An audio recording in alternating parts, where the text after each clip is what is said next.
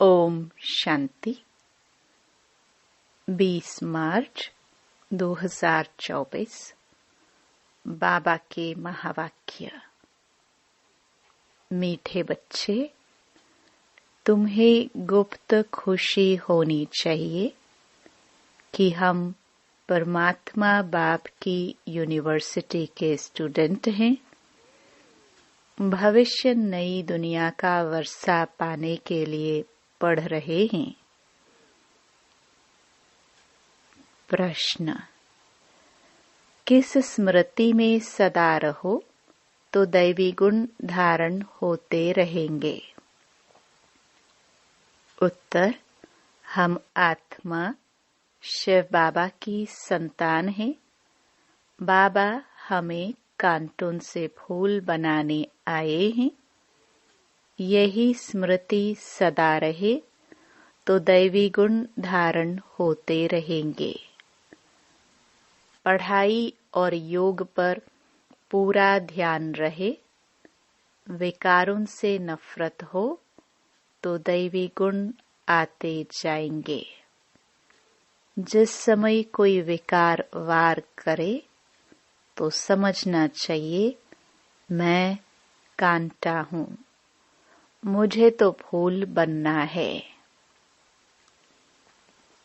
ओम शांति।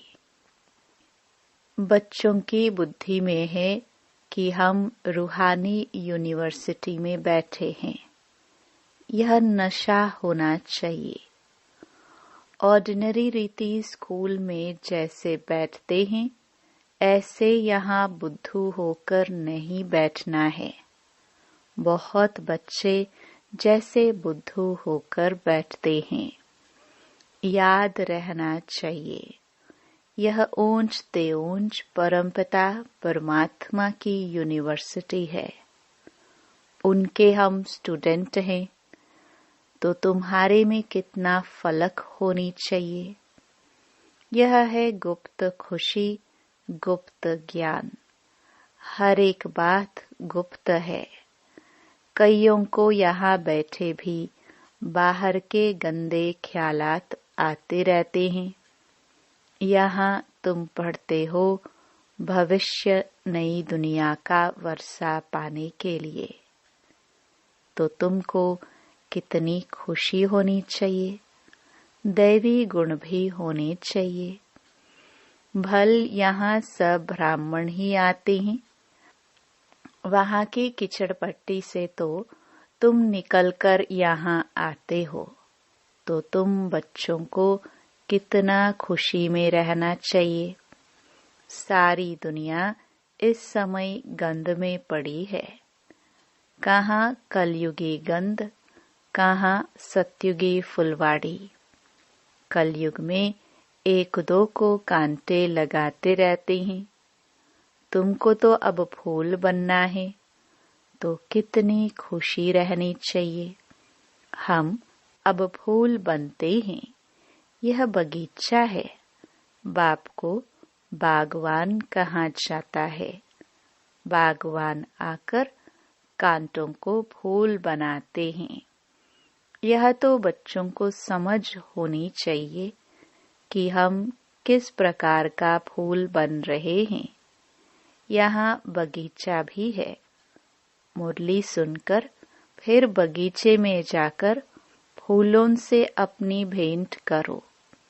हम कौन सा फूल है? हम कांटे तो नहीं है। जिस समय क्रोध आता है तो समझना चाहिए कि मैं कांटा हूँ, मेरे में भूत है। इतनी नफरत आनी चाहिए। क्रोध तो सबके बीच में आ जाता है। काम तो सबके बीच में हो ना सके, वह तो छिपाकर करते हैं। क्रोध तो बाहर में निकल पड़ता है। क्रोध करते हैं तो उसका असर भी थोड़ा दिन चलता है। क्रोध का भी नशा है, लोभ का भी नशा है। अपने से आपे ही नफरत आनी चाहिए। तुम समझते हो हमको बाबा फूल बनाते हैं, काम और क्रोध बहुत गंदा है। मनुष्य की सारी शोभा ही गवा देते हैं। यहाँ शोभा दिखाएंगे तब वहाँ भी शोभा पाएंगे। बाबा रोज बच्चों को समझाते रहते हैं कि दैवी गुण धारण करो, स्वर्ग में चलना है ना। इन लक्ष्मी नारायण कितने गुणवान हैं, महिमा भी इनके आगे जाकर गाते हैं, हम नीच पापी कामी हैं। आप सर्वगुण संपन्न हो। तुम समझाते भी हो स्वर्ग है फूलों का बगीचा और नरक है कांटों का जंगल। शिव बाबा स्वर्ग स्थापन करते, रावण नरक बनाते हैं। विचार करना चाहिए, हम आत्मा बाप की संतान हैं। हमारे में गंध कहाँ से आया? अगर गंध होगा तो बाप का नाम बदनाम करेंगे। क्रोध करेंगे तो गोया बाप की निंदा कराएंगे। क्रोध का भूत आया और बाप को भूले। बाप की याद हो तो कोई भी भूत आए ही नहीं। अगर किसी की दिल को दुख पहुंचाते हैं तो वह भी असर पड़ जाता है।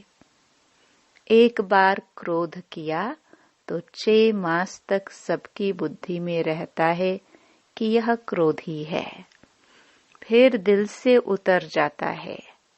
बाप दादा की दिल से भी उतर जाता है। यह दादा भी विश्व का मालिक बनते हैं। इसमें भी जरूर खूबियां होंगी, परंतु कोई की तकदीर में नहीं है तो तदबीर करते नहीं। कितनी सहज तदबीर है। सिर्फ बाप को याद करो तो आत्मा स्वच्छ बन जाएगी, और कोई उपाय नहीं है। इस समय राज ऋषि तो कोई है नहीं। राजयोग सिखलाने वाला एक ही बाप है। मनुष्य मनुष्य को सुधार न सके, बाप आकर सबको सुधारते हैं। जो बिल्कुल अच्छी तरह सुधर जाते हैं वह सतयुग में पहले पहले आते हैं। तो कोई भी गंदी आदत है तो छोड़नी चाहिए। पढ़ाई पर, योग पर पूरा ध्यान देना चाहिए। ये भी जानते हैं सब तो एक जैसा ऊंच नहीं बनेंगे, परंतु बाप तो पुरुषार्थ कराएंगे।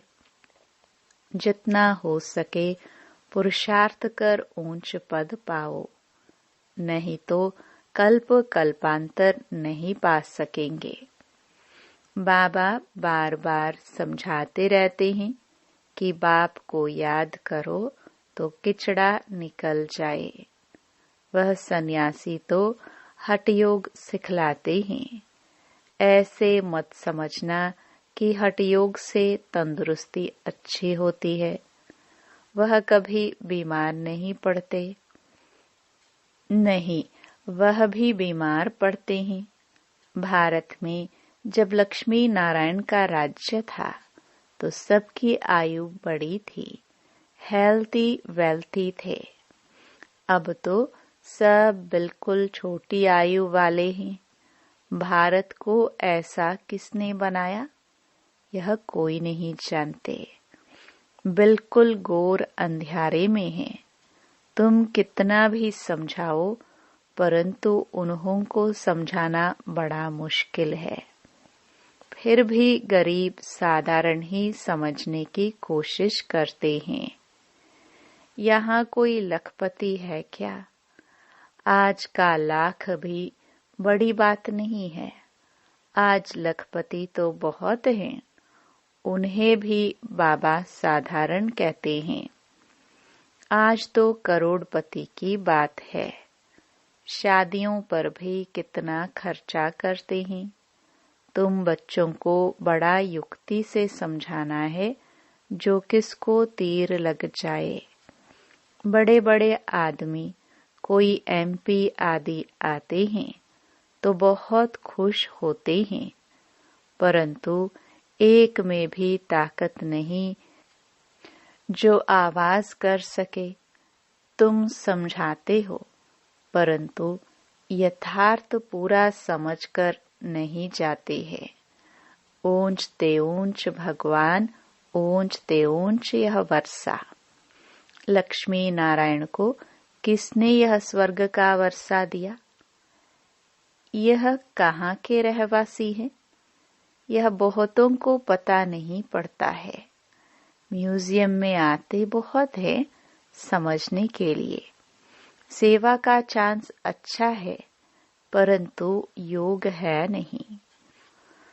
बाप को याद करे तो प्रफुल्लता भी आए। हम किसकी संतान हैं?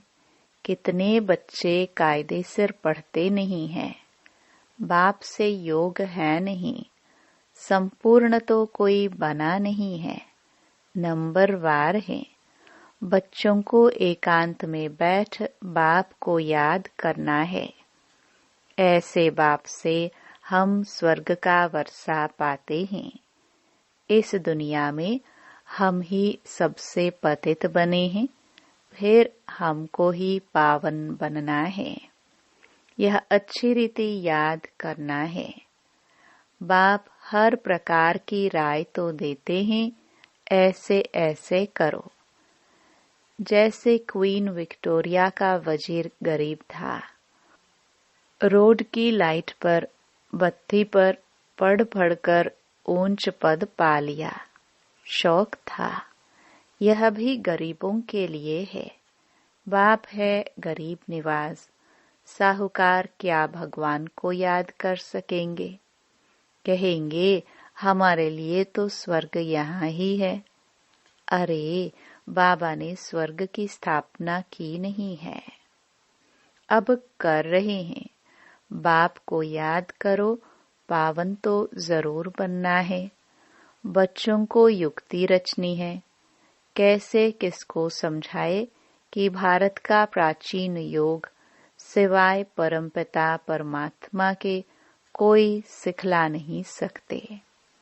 हठ योग है निवृत्ति मार्ग वालों के लिए। बाप समझाते रहते हैं। जब किसका कल्याण होना होगा तो फिर लिखेंगे भी ऐसे। अभी तो देरी है तो किसकी बुद्धि में आता नहीं है। तुम्हारी है यह ईश्वरीय मिशन। तुम्हें मनुष्यों को देवता बनाने की सेवा करनी है। दुनिया में तो अनेक प्रकार की मतें निकलती रहती हैं, तो उनका कितना शो होता है। अंधश्रद्धा कितनी है। रात दिन का फर्क है। तुम ब्राह्मणों में भी रात दिन का फर्क है। कोई तो कुछ भी जानते नहीं है। बहुत सहज अपने को आत्मा समझो। बाप को याद करो तो पाप कट जाएंगे। दैवी गुण धारण करो तो ऐसे बन जाएंगे। ढिंढोरा पिटवाते रहो। देह अभिमान न हो तो ढोलक गले में डाल सबको बताते रहो कि बाप आया है। कहते हैं मुझे याद करो तो तुम पतित से पावन बन जाएंगे। यह घर घर में संदेश देना है। सभी पर कट जंक चढ़ी हुई है। तमो प्रधान दुनिया है। सबको बाप का पैगाम जरूर पहुंचाना है। पिछाड़ी में तुम्हारी वाह वाह निकलेगी। कहेंगे कमाल है इन्हों की। इतना जगाया परंतु हम जगे नहीं। जो जगे उन्होंने पाया, जो सोए उन्होंने खोया। बाप बादशाही देने आते हैं, फिर भी खो लेते हैं। सर्विस की युक्तियां रचनी चाहिए। बाप आया है, कहते हैं मामेकम याद करो तो विकर्म विनाश होंगे। पवित्र बन पवित्र दुनिया का मालिक बन जाएंगे। याद नहीं करेंगे तो पाप कटेंगे नहीं। कोई भी कट न रहे तब ऊंच पद पा सकते हैं। नहीं तो पद भी कम, सजाए भी खाएंगे। सर्विस की अच्छी मार्जिन है। चित्र साथ में ले जाने से सर्विस कर सकेंगे। चित्र ऐसे अच्छी रीति बनाने चाहिए जो खराब न हो। यह चित्र बहुत अच्छी चीज है। बाकी मॉडल्स तो खिलौने हैं। बड़े बड़े आदमियों के बड़े बड़े चित्र होते हैं, हजारों वर्ष भी चलते हैं। तुम्हारे यह 6 चित्र काफी हैं। बोलो, यह सृष्टि का चक्र कैसे फिरता है, हम आपको समझाएंगे। इस चक्र को याद करने से तुम चक्रवर्ती राजा बनेंगे। बैज भी बहुत अच्छा है, परंतु इनकी वैल्यू बच्चों के पास नहीं है। इस पर भी तुम समझाते रहो तो भी तुम्हारी कमाई बहुत होगी। यह बाज तो ऐसा है जो छाती से लटका रहे। यह बाबा इस ब्रह्मा द्वारा यह वर्षा देते हैं। ट्रेन में भी चक्कर लगाते यह समझाते रहो।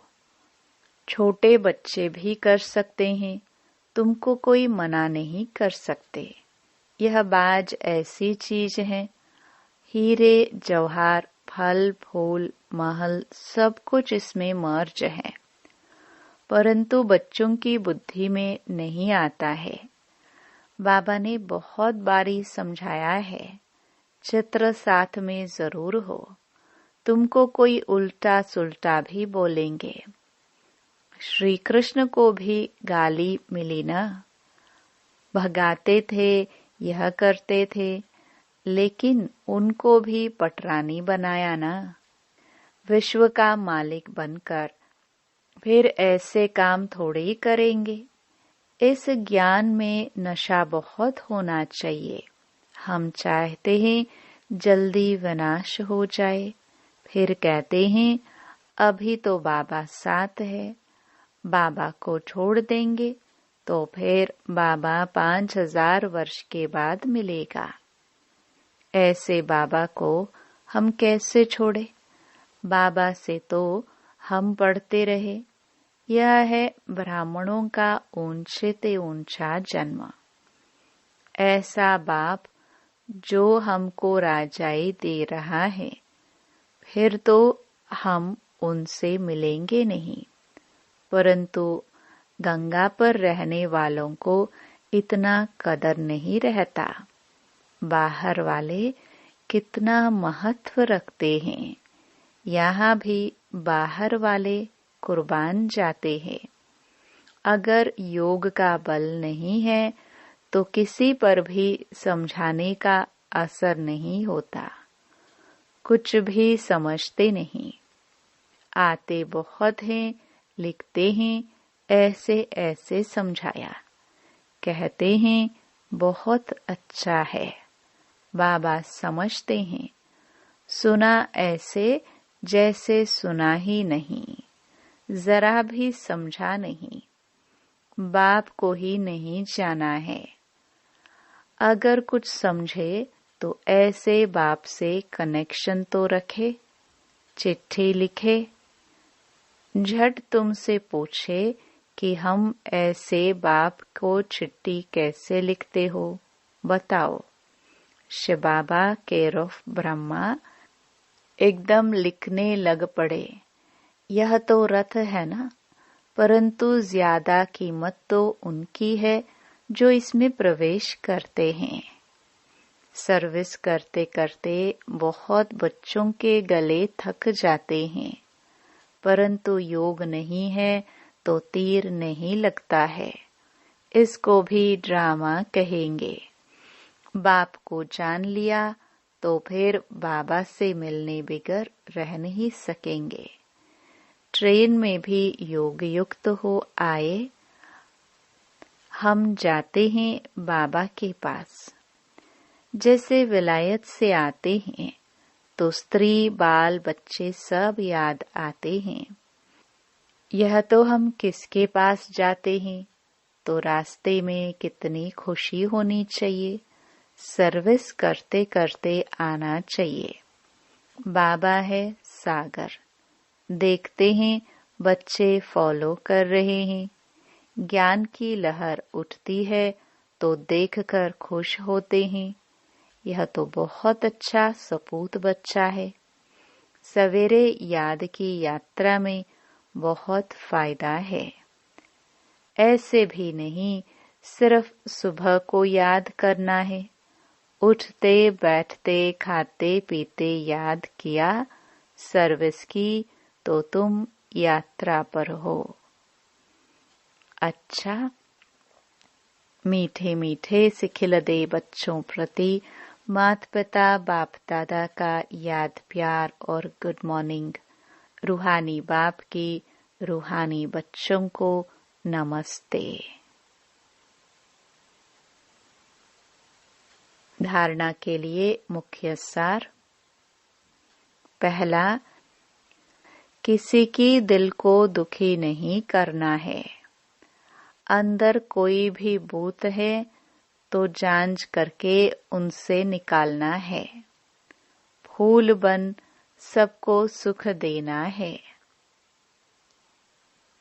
दूसरा, हम ज्ञान सागर के बच्चे हैं तो अंदर ज्ञान की लहरें सदा उठती रहे।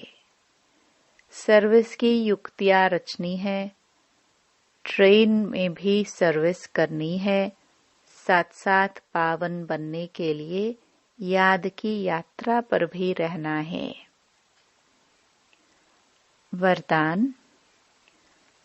याद और सेवा के बैलेंस द्वारा बाप की मदद का अनुभव करने वाले ब्लेसिंग की पात्र आत्मा भव। जहाँ याद और सेवा का बैलेंस अर्थात समानता है, वहाँ बाप की विशेष मदद अनुभव होती है। यह मदद ही आशीर्वाद है, क्योंकि बाप दादा अन्य आत्माओं के मुआफिक आशीर्वाद नहीं देते। बाप तो है ही अशरीरी, तो बाप दादा की आशीर्वाद है सहज स्वतः मदद मिलना, जिससे जो असंभव बात है वह संभव हो जाए। यही मदद अर्थात आशीर्वाद है। ऐसी आशीर्वाद का पात्र आत्माएं हो जो एक कदम में पद्मों की कमाई जमा हो जाती है। स्लोगन। सकाश देने के लिए अविनाशी सुख, शांति व सच्चे प्यार का स्टॉक जमा करो। ओम शांति।